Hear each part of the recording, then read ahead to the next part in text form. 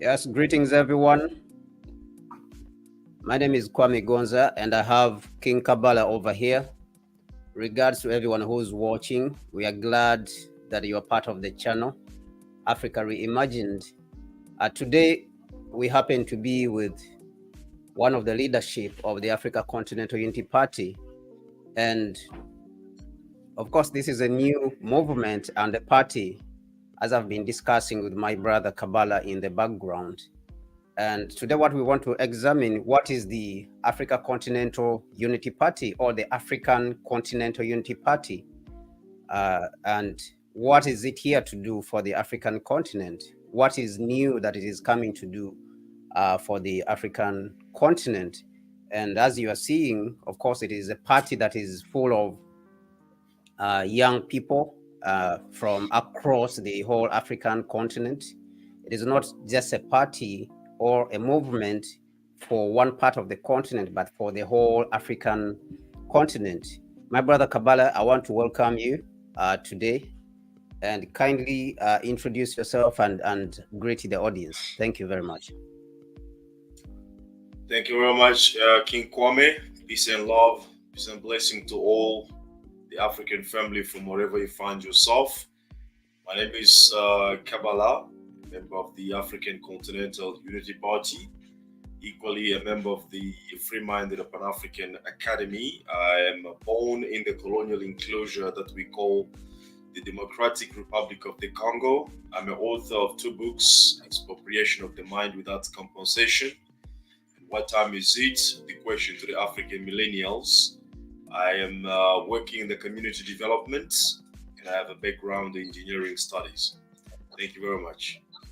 Oh, thank you very much, my brother. And I think that before that, let us first get, if we have a Twitter account or YouTube platform for the Africa Continental Unity Party. I know this is traditionally, this is brought at the end, normally when a program is ending, but I think we should start with it at this point so that people can know that the Africa Continental Unity Party has these platforms, these particular platforms where it can be reached. I know I've put some of the information on the scroller down here as you are seeing it.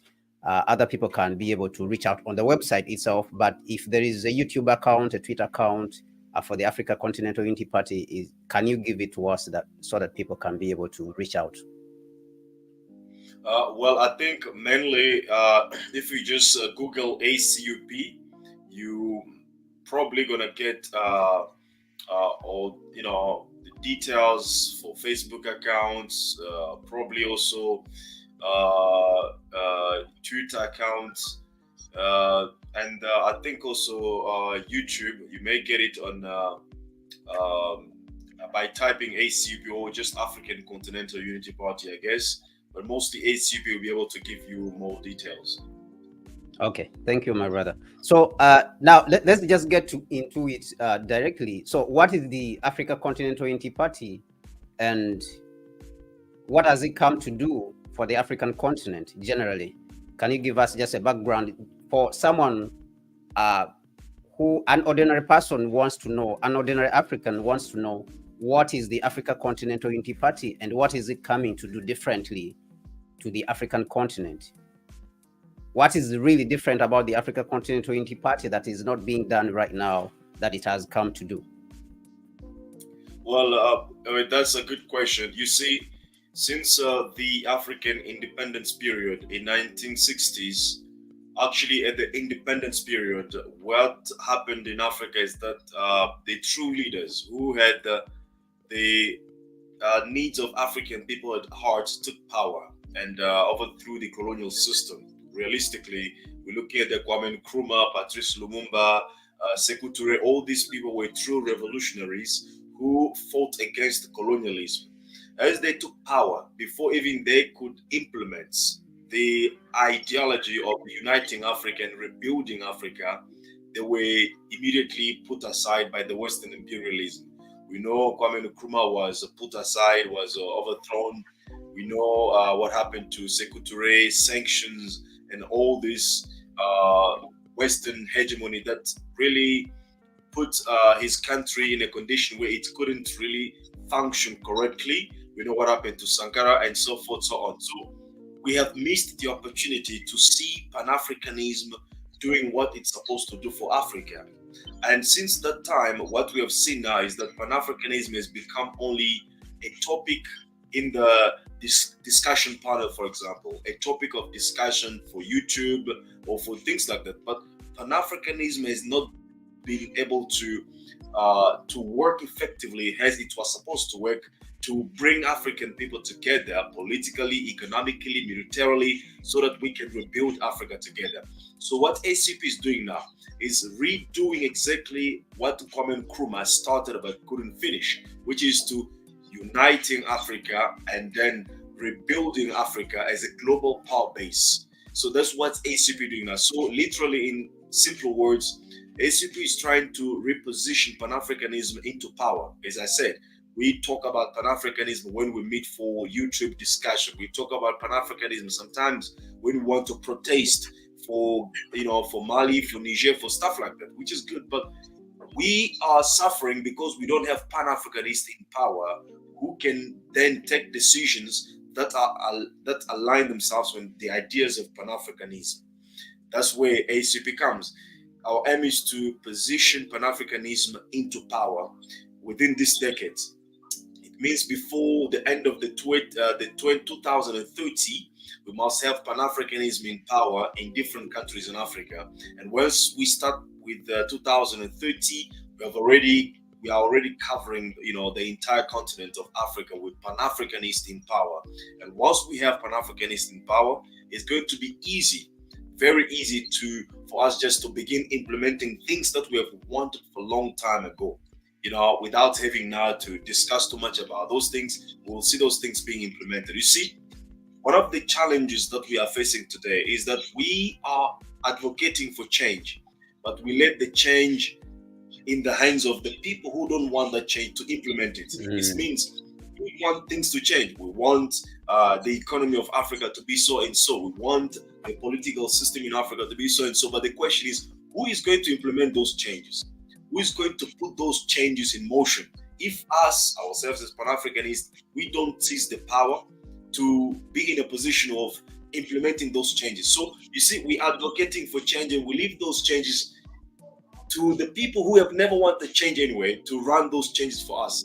They can only run it for 1 year because you've put the pressure. The second year, they take us back exactly to the square one. And that's what we have been seeing in Africa. So ACUP is actually there to make sure that we put Pan-Africanists in power, and the change that we want, we are the ones who are running it and implementing it. Basically, that's what I can say about ACUP. Oh, okay. Thank you so much. Thank you for that response. So you mentioned the issue of leadership, of course, which many people have mentioned across the world and even within the Pan-African circles, and of course bringing Pan-Africanism into action since Dr. Kwame Nkrumah and the likes of Patrice Lumumba, and Thomas Sankara. Pan-Africanism has seemed sort of like it has gone out of action. So on the side of leadership, of course, that would be attached to democracy itself. And when I was reading the documents of the Africa Continental Unity Party, there was that part where the documents the authors speak about the form of democracy that we are practicing on the African continent. Can you just put a little bit some light on that system of democracy? How is it different, the one which the Africa Continental Unity Party wants to bring on the African continent? Because you spoke about changing the various systems on the continent, whether you're talking about economics, and these things definitely you cannot change them if you have not changed the political system. So that system of democracy which the Africa Continental Unity Party wants to bring, how is it different from what we have today? Can you put some light on that? No, perfectly so. You see, the public narrative out there is that we need to speak truth to power. But I know and I believe that the power knows the truth, but it doesn't want to implement the truth. So for the ACUP, what we want to say is that we don't want to speak truth to power. We want to speak truth to the masses. So it means The goal at this moment is in the hands of the masses. Speak truth to the masses. Bring the masses in the center of political discussion and political paradigm, and let the masses capture the power and do with the power whatever they want to do for themselves. So that is the true democracy, and we call it democracy because of lack of better word, and mostly because our people are accustomed to these terms, Western terms. So literally what ACUP advocate is that every decision, the true democracy, if we can use that term, should implies that every decision that affects your life should have you involved in that decision.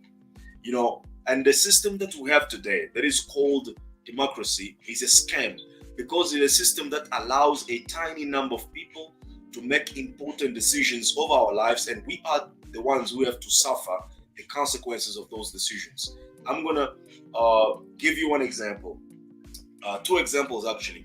You see, the reality of Africa today, everything that we see in Africa today was designed at the Berlin Conference, where by the tyrants of Western imperialism set and decided what Africa must be and what Africa must become.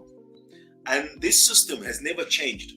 It is still in Africa, happening in our lives today. We still having people who decide on the masses of African people about what we are supposed to be and what we are supposed to become without our involvement, just as it happened during the Berlin Conference, where none of us as African people was invited or was consulted. Westerners took those decisions among themselves. So in Africa, for example, look at the Congo. We had President Mobutu, who was running that country for, 32 years. And there was another guy in the bush called Laurent Desire Kabila. Now, this guy was called by the Americans. They told him, okay, we are going to support you with the weapons and ammunitions and soldiers for you to kick Mobutu out of the Congo. But in return, what you are going to do is you have to take the eastern part of the Congo, which is rich in mineral resources, and make it as a territory of Republic of Rwanda. It means you need to take generals from Rwanda, put them in the Congo army. They must be now your officials in the Congolese army. And these decisions were made without the people of that area of eastern part of Congo, without those people being, consulted. And today, the war that we have in Congo, that has been killing like 2 or 20 or 15 million of people, I don't know the exact number, is because of that decision that guy Kabila took of bringing these soldiers, because he signed a contract that, okay, you will take this part of the Congo. So today, not even Rwanda, I wouldn't accuse Rwanda because I'm a Pan-Africanist. I said the regime in Rwanda has been trying by all means, and also probably in Burundi and Uganda, those three regimes have been trying to capture that east part of Congo. So you see, these are the consequences that happens when a tiny minority individuals of people, a tiny number of people try to make decisions over the collective. So what ACUP want is that for any decision to be passed, any policy, any law to be passed, it must be subjected to the rule of the majority. Some people call it referendum. And I think it makes sense that people need to be informed, not just be informed, but given the opportunity to also make their inputs in whatever decisions that will have to affect their lives. And that is the essence of true democracy. In Africa today, we have the situations where the whole villages are being given to Chinese. The whole villages are being given to, to Indians for agro-businesses, for export purposes. And those people, when the activities of the foreigners is done, the people remain in the precarities, sufferings, and hunger, and all those things. And the people, they were not consulted. And that's a big problem that we have in Africa today. And on top of that, you must remember, we have what is called now the lobbyist group, who are now buying our politicians. They come to you as King Kwame. They tell you, okay, King Kwame, we want to support your political agenda. We'll give you $20 million for you to run your campaign and go for elections. But look, when we get the power, what we want the mining in a particular province of your country. We want that mining to us. We want this contract to us. We want this and so to us. And then you sign those contracts, right? Because those are the people who are sponsoring you. And when you go to power, what you begin to do is to pay back the people who put you in power, and the agenda of your people or the needs of your people are in the backdrop of your agenda or of your program. So, and this has been witnessed or experienced in Africa, all over Africa actually, with lots of consequences that we know. So how can we make sure that these lobbyist groups who are buying our politicians don't have influence over our lives? Is only when we capture the institution of power to make sure that for any policy to be enacted, it must be subjected to the votes of the people. So I used to tell people that, we are no longer at that time where we need to ask politicians, give us jobs, give us money, give us, I don't know, education, stuff like that. No, because that is not how you change the society, by capturing the power that dictates the direction of the society. So we are calling for the masses of African people to rise up to seize the institutions of power, so that no decision would be made over our lives without our involvement and without our inputs being obviously acknowledged in the process of those decisions. That is ACUP. That's a great response. But does this mean that this system which is currently existent has to be supplanted? Because what you are saying is going to have to change a lot of things on the African continent, because we have seen that. I was listening to one of the political scientists, Eric Lee, from China, and he was commenting about the Chinese political system, and he was saying that the system which majority of the Western world is using, and which of course it is forcing other countries, and especially of course the global South, including Africa, which Africa constitutes a big part of the global South, is that this system concentrates majorly on the procedures, is so stuck in the procedures that there is so much emphasis on procedures to the point that the end goal of those procedures, which is election, for example, is forgotten in many cases. Because if we come to choose leaders, for example, we want to engage in this process of democracy, it's not that we want the democracy to be there forever, but rather what we want is that we want to have improved lives of living. We want our lives to improve. We want to see social socio-economic upward mobility. That is what people want to see. They want to see good roads. But in the Western sense, there's a way in which they have overemphasized the procedure itself, the democratic part of it, and de-emphasized what democracy is supposed to deliver, which is the improved lives of living for the people. Now, he was arguing this, of course, at the Nexus Institute in Netherlands.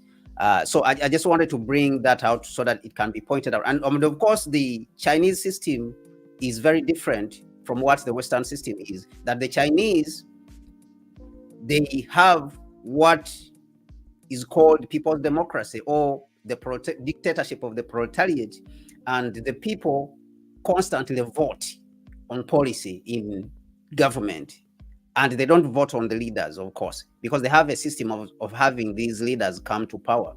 Now, what I wanted to ask, are we going to have a system also which is different from what we have currently, even though it may not look like exactly like the Chinese, but it will be African in nature, in order for us to have these goods delivered to us, for example, the economic benefits, the schools, the hospitals, and all that? Yes, my king. We are talking about revolution. And when you talk about revolution, it means a change of system, change of values, change of practices. And the problem that we have in Africa today is that we're trying to build. And every time you're trying to build, you must always question the foundation. Unfortunately, we're trying to build on the colonial foundation. That is why you see leaders coming to power talking about democracy, talking about strengthening the democracy, fighting for democracy. They don't ask what is the premise of this current democracy they are fighting for. because in reality it's a colonial democracy which will never be beneficial to our needs as African people. As you were pointing out about a kind of dictatorship in China, which is perfectly right, because you see, we were not destroyed by democracy. We did not go to vote to have our economy taken over out of Africa. We did not go to vote to have Africans ripped out of this continent to be made slaves. You know, it was by force, it was by brutality that we were destroyed, that we were ripped of our resources, and we are still being ripped of our resources. So if you want to get rid of this system, I don't think vote is enough. To only vote individuals who have been already pre-selected. You see, so it has to be a fundamental change. That's why we talk about revolution. And revolution, as I said, is about, you know, change of values. So change of values means necessarily, it doesn't mean necessarily that we are there just to fight whatever that is there. No, we are trying to build our own thing, you know. And every time you want to build your own thing, you must understand that in a social order, you cannot have two orders equally powerful and standing together. One will always be dominant, and another one will always be, you know, dominated. So once we build our system effectively, as we are explaining it, eventually the current system will have to decide on its own whether it has to stay or it has to go. But ultimately, I know it has to go by itself or by force. But what we are focusing is building our own system, right? So that is actually the main point, building our own system. You see, we have been waging war against for a long time. We want to fight against so and so. It is time now to fight for something. To build our own thing, because you can lose all the power in fighting against, and once you finish fighting against, you don't have power to build for your own. So absolutely. Need to think twice. Thank you. When we go to the economic front, I just want people to understand what the ACUP is coming to do economically. We have seen that on the economic front, that economics in Africa, of course, has still not changed. And I know that organizations or institutions like the World Bank, IMF, are not spoken about as institutions which are exploiting Africa, because, of course, they benefit these groups of people, these few people. And in broad daylight, they are not spoken about as institutions which are continuing the exploitation of the African continent. And of course, also the capital that comes especially to the African continent is for the exploitation, the continuation of the exploitation of the African continent, similar to what happened in slavery and colonialism. And of course, we can give examples of that. We are seeing that the United States is trying to build a railway network all the way from Zambia, you know, and rehabilitate the railway line between Democratic Republic of Congo all the way to Angola, the Lobito corridor. But we are also aware that the United States is more interested in extracting copper and lithium and, of course, cobalt from this region, because it is known as the copper belt. What is the ACUP coming to do differently, and how does it plan to handle situations like this when it comes to handling Africa's resources and taking Africa to the next level of development? Of course, we are seeing that majority of the African countries are still begging, the IMF, even though when we add together the economy of the African continent is up to around $3.5 trillion, almost equal to that, the economy of India. But we still have African leaders going across the world begging, yet they already have the money, even the capital, which is enough for us to take off, on the continent. Of course, in addition to the resources, how does the Africa Continental Unity Party plan to handle this economically when it comes to the economy and then the management of resources? Yeah, three things that ACUP is envisioning in terms of the economy of Africa. Number one thing, for as far as we are concerned, the African Continental Unity Party is concerned, you cannot think about building a strong economy if you don't firstly think about building a strong means to secure and protect your economy. Because I'm always saying that is like a person who goes to a dealership and buys a beautiful car, for example, a Lamborghini, but it doesn't have a house where he can park his car in a secure parking. And therefore, he will be forced to leave his car on the streets. And at night, the robbers, the thieves, the Americans, the French will come and steal his car, right? And we have seen this in Africa already. If you look clearly or closely in the history, not long ago, a decade ago, Muammar Gaddafi had lots of money by himself, lots of money, was able to fund the African monetary system. It was called African what you call again? It was the same as IMF, right? You have an international monetary fund. He wanted to create the African monetary fund so that we don't have to go to the IMF to get the structural adjustment programs that put our people in poverty, right? We have here our money, our institution in Africa that will then fund, businesses, fund, projects in Africa to create economy. He had a lot of money. He funded by large measure more than the total of Africa, brought together the project of satellites by himself. But one thing that he didn't have was the military capability to resist against the tyranny of Western imperialism. And we know exactly what happened when NATO and Obama decided to move into Libya and steal Libya's money. Obama stole that money and destroyed that country. And what we have today is a disaster in that part of the world. So this simply to say that you can have as much money or you can have a desire to have a strong economy, but that economy can only stand if you are able to protect the economy. Look at the budget or GDP of Russia today is 1.5 trillion US dollars. I think it has moved to 1.7 right now, trillion US dollars. Look at the United States. What is the GDP of the United States? It's 21 trillion US dollars. You see the distance or the gap. But US cannot just move, cannot even attempt to move and invade Russia. Why? Because Russia has the means to protect and defend its 1.7 trillion US dollars GDP, right? So Russia has the means to protect its oil, its gas, all the things that is happening now is because the Westerners want to capture the oil or the gas of Russia, but they can't do that because it has what it takes to protect and defend itself. So number one, when it comes to Africa, before even we think about any number of economic development, we must firstly think what is our means to data the threats of our enemies. What is our means to protect and defend ourselves from the tyrants? Because they will come, I'm telling you.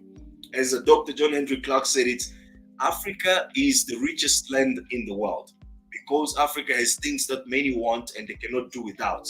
And therefore, they've never wanted to pay for. They've never wanted to pay for, and therefore they will always find an excuse to invade Africa. It's very fundamental. Africa has things that many want and they cannot do without, and they've never wanted to pay for. Therefore, they will always find an excuse to invade Africa. So this tells us that we are at war and we need to prepare ourselves for this war. So number one, we find the means to protect and defend our economy. And number two, we build institutions. The world today is conquered and dominated and led by institutions, right? By institutions. You're talking about the World Trade Organization is an institution. You're talking about the World Bank is an institution. You're talking about IMF is an institution. You're talking about the World Health Organization is an institution. You're talking about the UN is an institution. So tell me, among all these institutions of domination in the world, which one of them Africans have control of?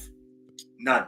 And then you want to create economy and put your economy within the World Trade Organization, which dictates the price of our commodities, which dictates the rule, the rule of the game.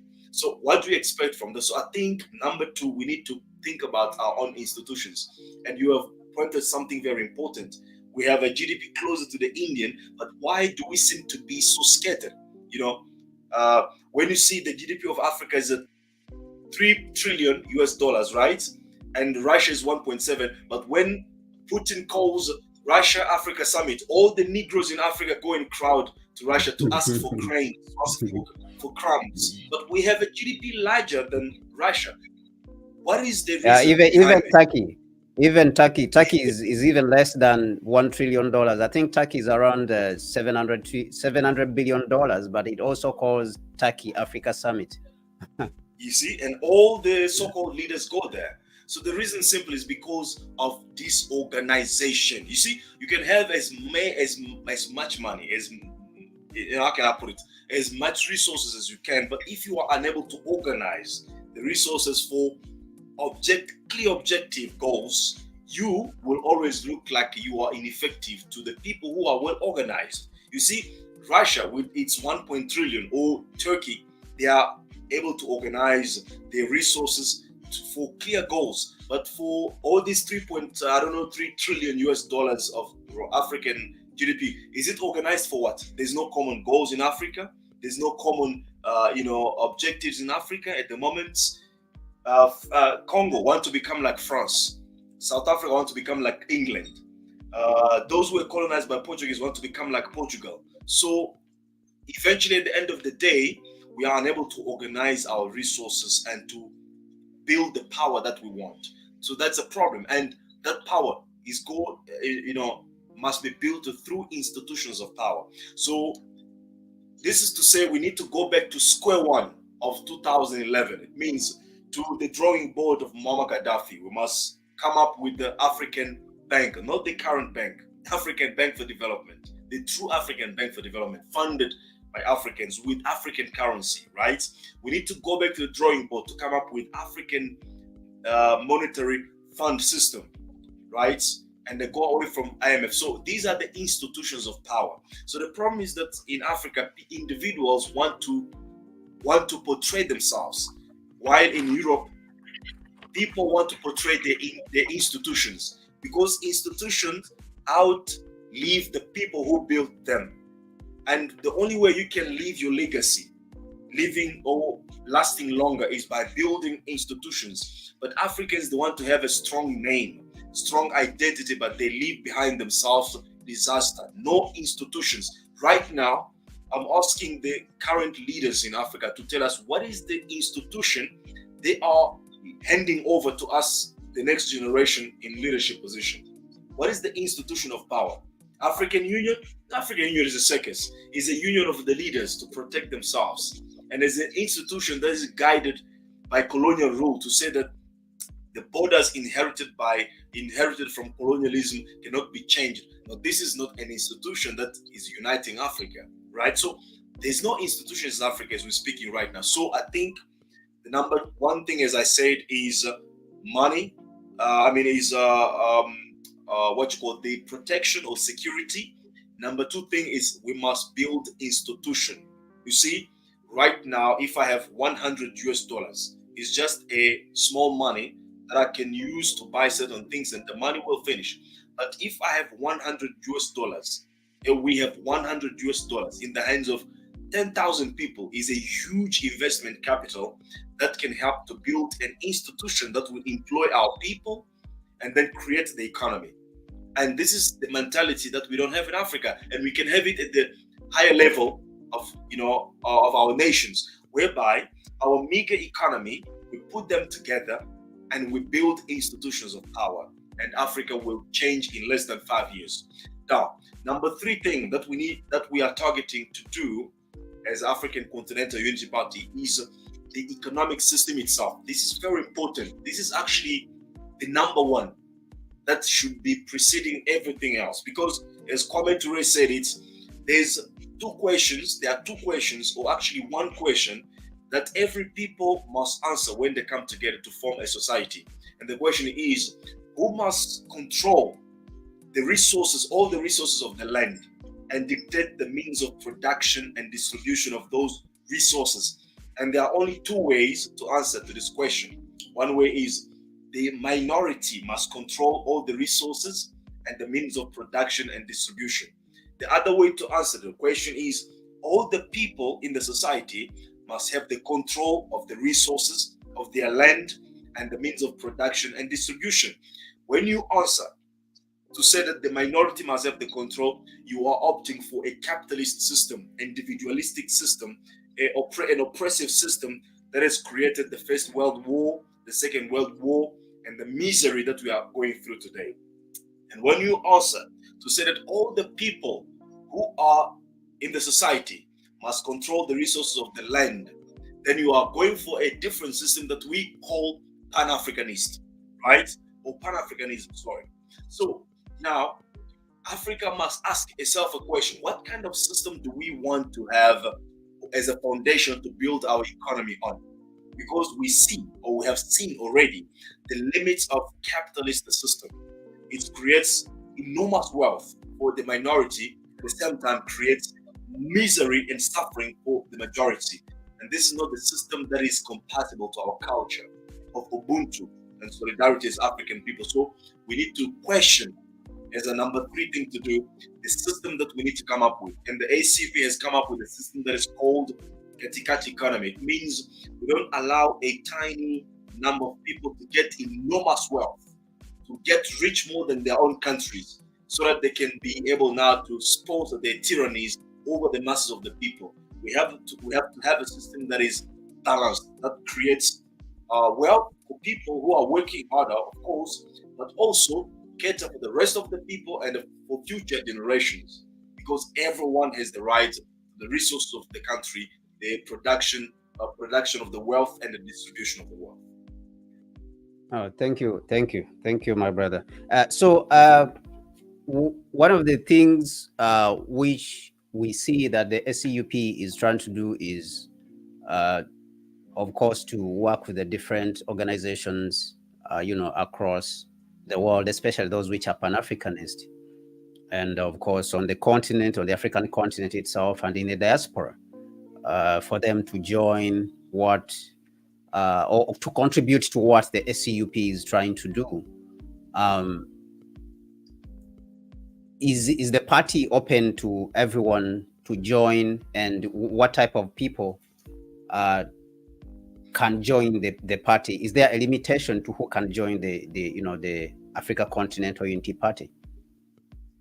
Well, in our ideology, we say that every African person is a potential member of the ACUP.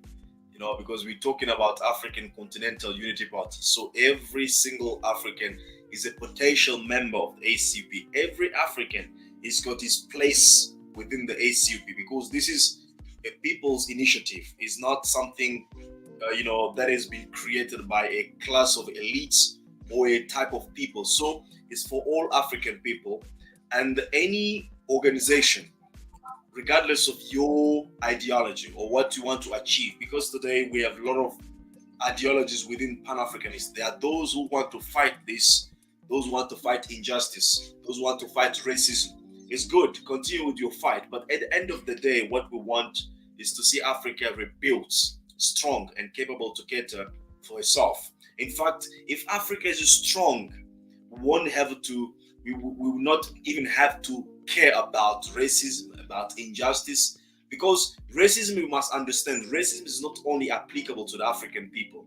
Racism is applicable to the Chinese, to the Arabs, but these people are less complaining about racism because they have built their own power base, right?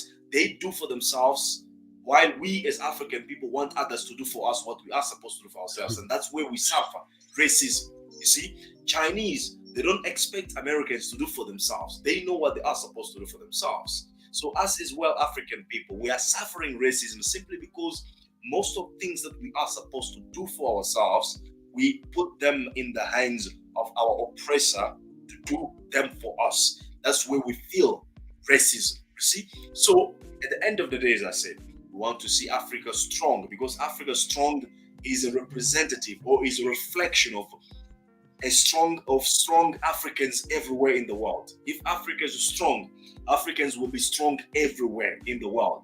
Marcus Garvey said, "Strong man is strong everywhere." Right? So we are open to working with you. If if you are out there as a Pan-Africanist, we are calling you, and it's not just you living what you do to join us. We also contribute to what you are doing.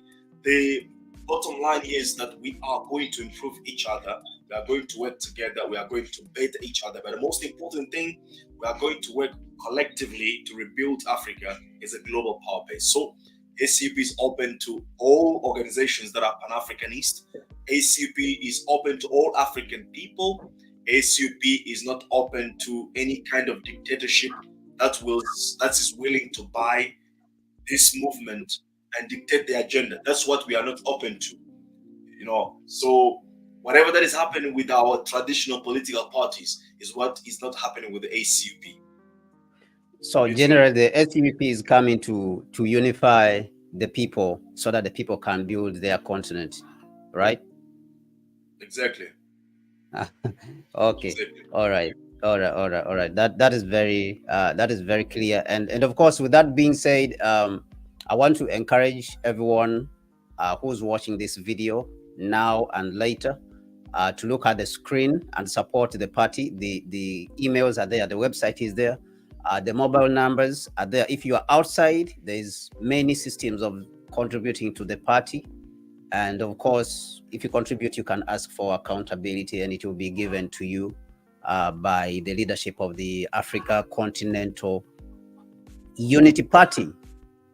So this, I want to follow this up with the question.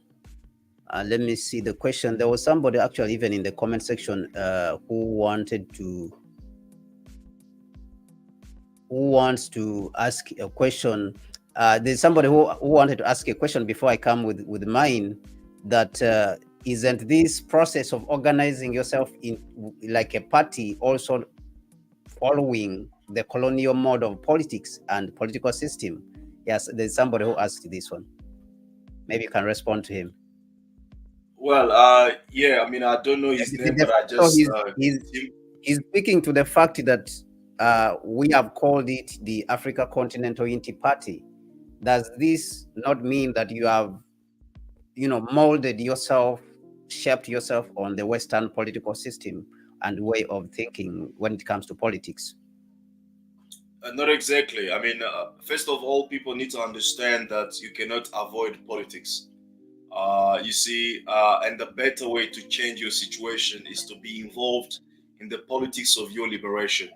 And if you don't get involved in the politics of your liberation, you will have to deal with the politics of your oppression. In other words, you're going to have to enjoy the politics of your oppression. And I want to say that it's not even sorry, let me interrupt you. Even the Chinese Communist Party, governs China, but they govern with their own system. So I think just to add on what you were saying. Exactly. So I think there's a lot of propaganda. There are a lot of propagandas out there to discourage the African youth from getting involved in the only process which is easily accessible and which can help them to change the status quo in Africa, which is the political means. So we are being told that politics is corruption, politics is this and that. No, I think people are the ones who are corrupted. If you find today, let's use Christianity for example. If you find a pastor who does something that is not according to the Christianity or to the Christian doctrine, are you going to say that Christianity is corrupt, or you will say that some pastors are corrupt, within the Christian doctrine? So we need to make, a clear distinction about that thing. So I think politics is the only means that we have at this moment, right? As African people, to change the status quo, unless you have an army hidden somewhere that you want to use to overthrow all the puppet regime in Africa and change things. But as long as you don't have that means, I think politics is the better way that we can organize our people, raise the consciousness of our people, and eventually fight for the objectives that are really dear to us as African communities. So that being said, are we supposed to function according to the Western ideology or system of politics? Not at all. That's the reason why I began by explaining what we want to bring as a change in politics. We want to give power to the people, to the masses of the people. People must decide what needs to happen in their lives. And one of the important things that we want to bring as a change is that we don't believe in this system of opposition versus the ruling party. Is what is keeping Africa in the condition where we are today. So the system that we're coming up with is that a system that allows us, let's even get into the details, into the concept of democracy is defined as the rule of the majority. So now you go for election and the majority assign, for example, King Kwame Kunza as the leader. And then when you come as an opposition, you are opposing the very same democracy that you want to fight for, because that democracy has appointed Kwame Kunza as the leader. So all of you, they need to support Kwame Kunza because that is what the majority have elected. I'm talking about the pure sense, in terms of the pure sense of the word democracy. So I think this system of opposition and ruling party is what keeping us behind, because the one who is in power, his focus is to secure his life after power, after the rulership is gone, to protect himself. So he doesn't care about the people. And those in the opposition side, they try by all means to defeat the one who is in power, and they don't care about the people. So you see, in any case, the people are left by themselves. That's why we don't see, our expectations being met in Africa. So we are coming up with a system that can only allow opposition maybe for 1 year. For example, 1 year prior to election, okay, you guys go to fight. Let the best win. You go, you market your campaign, you market your projects. This one goes and market his projects. When we go to elections and the winner comes up, there's no more need for opposition. All of us need to support the agenda. We need to make use of the law and regulations to make sure that we protect, our system and stuff like that. So there's no need for opposition anyway. So we don't rely on the Western system. We have a lot of changes. We just need to go through our ideology to see exactly what we're talking about. Thank you, my brother. One of the things which Madame Naledi Pando, she was speaking a couple of days ago, she complained about the fact that they have been working as the ANC on the international stage and challenging the system. And of course, this was in support of Palestine, and she said that the African civil society, of course, she spoke about it in the sense of trade unions. She mentioned that the African civil society has not taken up its responsibility of defending its interests, and it has left this obligation to the government, the various governments. The governments have to fight at the domestic level and then fight at the international level. So in a sense, she was saying that the African civil society, the African civil society, have not taken on the responsibility of defending the African continent and the interests, of course, of the downtrodden. With the Africa Continental Unity Party, do you feel that the people are ready right now, to take that responsibility? And if they are not ready, what are the plans, and what is the Africa Continental Unity Party trying to do in this regard to wake the people's consciousness up so that they can take this responsibility of defending their interests? And of course, that is having a party which represents their interests, within the political space and economic space and all the others, including the security part of it. Well, I believe that the knowledge of the reality is really available in Africa now. It's spreading all over the continent today. Almost everyone in Africa can tell that something is wrong. This knowledge was not there some years ago. However, the consciousness is still low in Africa. And I'm trying to differentiate between the two, the knowledge from consciousness, because I think knowledge is just a general knowledge of you knowing that something is not right or something is right. But Consciousness is acknowledging or recognizing your responsibility towards your people or towards humanity, as Kwame Ture said it. So I think Africans at this moment, they know the world, they understand what is happening in the world. The majority of the people, they know that the United States is the biggest, or the United States government is the biggest terrorist organization in the world. They know France is, is tyrannical. They know all these things, right? But the consciousness level is just very low. So let me just interrupt you there a little bit. So does this explain the events which we are seeing in Niger? I know you may have wanted to touch on that, but does this explain the events we are seeing in Niger, Burkina Faso, Mali, and all the other African countries where we are seeing a lot of discontent? And of course, even in Nigeria, we saw that discontent in 2021, but it was somewhat suppressed, and it went back underground. So does this somewhat explain what you are mentioning, that they have woken up, the people have woken up? Yeah, of course it does. I mean, when you look in 2010, 2011, when the Western imperialism sponsored the so-called Arab Spring in Africa, you will see that the majority of African people, or especially young people, applauded that movement in 2011.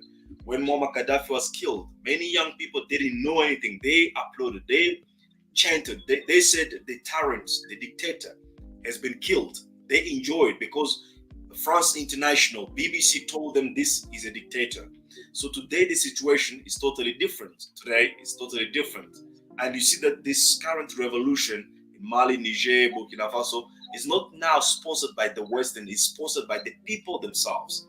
That is why Western is against, the Westerners are against this revolution. So this tells you that the knowledge level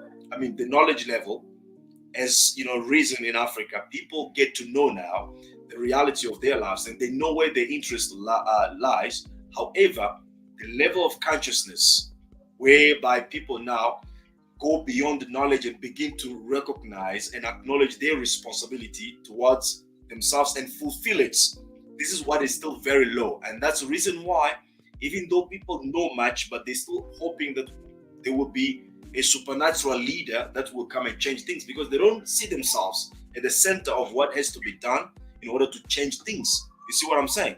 People don't see themselves they can change things. They're still hoping that, okay, maybe in the next election we will elect a good candidate who will do things for us, who will bring us job, economy, bring us foreign investors. Or they still want to please the Western imperialism, so that maybe the Western can have mercy on Africa and do things and send its people. This is lack of consciousness. When you are not conscious about. Then is this the people? Is this the people or the leadership? Is this the people or the current heads of across state the board? who are? Okay. Across the board. For the people, it's actually based on ignorance. But for the leaders, because most of the leaders, they know these things, but because they've signed the contracts to be puppets to actually serve the Western imperialism, I'm sure their sentence, if their sentence would be harsher than of the masses anyway. So, because they know, the leaders are, in most cases, are the true coons, because they know the reality, but they decide to do otherwise because of their personal interest. But the masses, they may not know exactly, they may not have that level of consciousness because of lack of education, because they're exposed to the propaganda of the Western media, all these kind of things. So I think that's the problem that we are having in Africa today as ACUP. So our commitment is to educating our people as ACUP through the Free-Minded Pan-African Academy, so that we can raise the level of consciousness of our people, so that they can begin to realize that everything that they've ever wanted to see in Africa can be done by themselves. When you look at the New York nice buildings, nice road, nice things, those things were not done by God or by angels. They were done by human beings. And we as African people are capable of doing the same. But we need to raise the level of our consciousness so that we can realize our responsibility towards ourselves and towards humanity. That's why education is at the center of our activities as African Continental Unity Party. Reason why we have created the Free-Minded Pan-African Academy for that purpose of raising people up. Thank you very much. So that's a very powerful message, really, which you have given us. And I want to remind everyone that the Africa Continental Unity Party has a website, and it can be found on the internet and all over the African continent. And in fact, the Africa Continental Unity Party is organizing a demonstration in support of Niger, Mali, and Burkina Faso on the 25th of this month. So look out for that in the various countries in South Africa, Kenya, Nigeria, and many other countries. But more so, reach out on the contacts. We have the contacts, we have put them on the screen. You can reach out and support the Africa Continental Unity Party in many, many ways, which you can. You can contribute with your time to be among the leadership that will drive this new continent that we are trying to build with the leadership of the Africa Continental Unity Party. The mobile money numbers are there. The account numbers are there. You can send money even if you are in the diaspora, World Remit, all those systems of transfer and support the work with the Africa Continental Unity Party. My brother, thank you very much for coming through and enlightening our people and explaining to people what the Africa Continental Unity Party is. Maybe if you have your last message, we can end with that. I say thank you very much, King Kwame, for what you're doing, and continue to do what you are doing. Africa needs us. And I say to all the African people who are watching us that if you have two shoes, please sell one and buy a sword. If you have two trousers, please sell one and buy a sword, because right now it is time for revolution. And this revolution, we are not going to do it with the words. We have to do it with the money. We have to do it with the actions. We have to do it with the logistics. So, sell your shoes, buy a sword, in terms of your logistic to contribute to this revolutionary agenda. Peace and love, peace and power. Thank you very much. Thank you so much for coming through, my brother. That has been the program for today.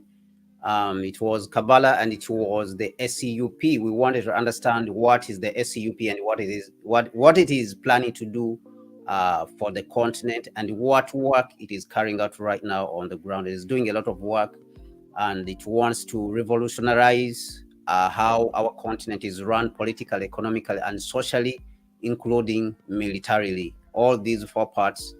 The continent has to change how we are running it. And the Africa Continental Unity Party, of course, cannot work if it is not being supported by its people, and that is the African people at home and abroad. Just like what Nkrumah said, all people of African descent, whether they are living in the northern part of America, Southern America, Latin America, or any part of the world, are African and belong to the African nation. So that is what still also the Africa Continental Unity Party believes. So with that being said, thank you everyone who's been watching today, and peace and blessing. See you next time. See you.